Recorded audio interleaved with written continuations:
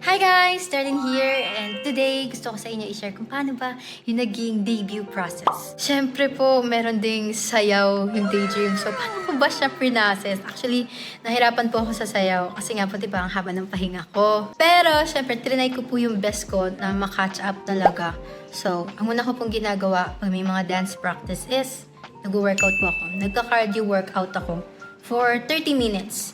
And after ng cardio workout for 30 minutes, syempre, may strength na nun kahit papano. Mag-rest ako ng mga 5 minutes. Then, after nun, mag-i-stretching.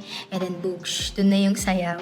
So, sa sayaw naman po, hindi ko lang po siya pinapractice sa house, but sa studio rin. So, like, for example, pupunta ako ng studio, MWF. And then, yung mga remaining days, sa bahay na po ako nagpa-practice nun. So, ang ginagawa ko po nun is, kuha po ako ng papers, tapos suslatan ko ng 1 to 10, tapos puro nakaline na 1 to 10. Tapos uulit-ulitin ko yung sayaw para po ma-memorize ng aking body. Ganun. Siyempre po hindi po mawawala yung days na nakasama ko na sila ate, yung mga dancers. And super fun po nila kasama. And they are very caring. And super ginaguide din po nila ako. Pag may mga mali akong blockings or parang nalilate ako, talagang tinuturo po talaga nila sa akin. So it was fun working with them. And para sa vocals naman po, for Daydream is, ang una ko po talagang ginawa is, syempre nag-vocalize po ako for 5 to 15 minutes.